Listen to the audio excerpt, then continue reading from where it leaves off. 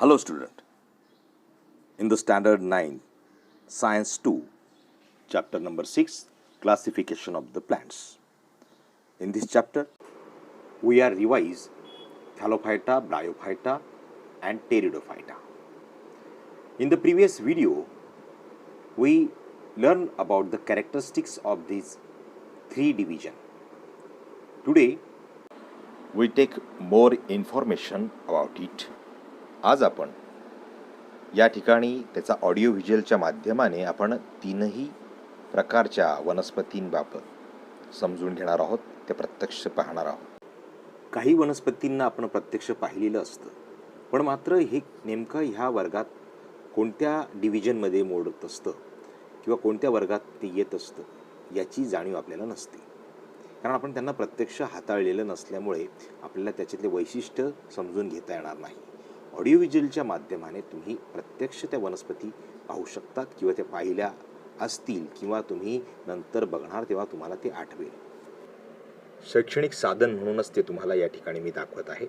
सगळ्यांनी ते बघा आणि आपल्या ज्ञानात भर घाला.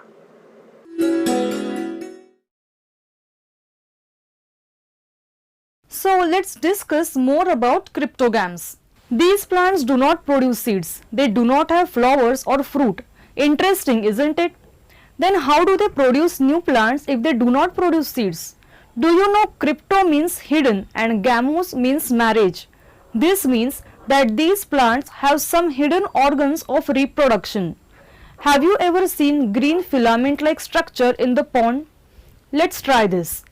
We have pond water with green strands in it. Let's check these green strands under the microscope. So the green filament under the microscope is Spirogyra. Have you been on treks in Himalayas or have you walked in the forests in the regions where we have a lot of rainfall? I am sure you must have seen these plants on the roadsides. Have you observed brown colored spots on the reverse side of the leaves? What do you think they are?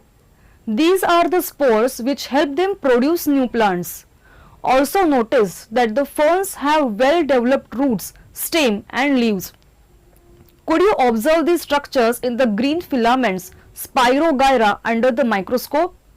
While walking on the hills in rainy season, you must have seen these plants. We call them moss. Can you check if they have well developed roots and stems like ferns? You will notice that their body is flat, ribbon-like and there are no well-developed roots and stems. So the green filament under the microscope, Spirogyra, the ferns with well-developed roots, stem and leaves, and the mosses with flat ribbon-like body have one thing in common. They produce spores for reproduction. There are many characteristics which differentiate them from each other. Let's list out them in a table. We are now dividing them in three divisions, namely Thallophyta, Bryophyta and Pteridophyta. Just a quick recap. When you say Thallophyta, having a body called thallus, these are algae-like Spirogyra, Eulothrix, Sargassum. Bryophyta are mosses with ribbon-like bodies. Bryophyta and Thallophyta do not have well-formed roots, stems and leaves, but Pteridophyta, the ferns, have well-formed roots, stem and leaves and tissues for conduction of water and food. And what's the similarity in all three subdivisions? They reproduce by spore formation. पाहिलत मुलांनो, ज्ञान प्रबोधिनी या पुस्तक निर्मितीच्या एका वाहिनीच्या माध्यमाने आपण या तीनही प्रकारांचा एक बॅलन्समध्ये एक डिस्टिंग्विश कसं करायचं याविषयी यामध्ये सांगितलेलं आहे आणि तुम्ही चित्ररूपाने सुद्धा त्या वनस्पतींच्या आकारांवरून, रचनेवरून तुम्ही हे समजून घेऊ शकता. थॅलोफायटा, ब्रायोफायटा आणि टेरिडोफायटा या वनस्पतींमध्ये काही गोष्टींमध्ये तुलनात्मक अभ्यास करता येईल. त्यांच्या रचनेविषयी, त्यानंतर त्यांच्या बॉडीच्या आकारावरून, त्यानंतर त्यांच्यामध्ये क्लोरोफिलच्या अस्तित्वामुळे अशा पद्धतीने आपण त्याचे फरक आपण करू शकतो, त्याची रचना समजून घेऊ शकतो. त्यांची उदाहरणे सुद्धा सहज आपल्याला लक्षात येतील. तुमच्या वहीमध्ये अशा पद्धतीचे तक्ते बनवून तुम्ही माहिती सहज लक्षात ठेवू शकता.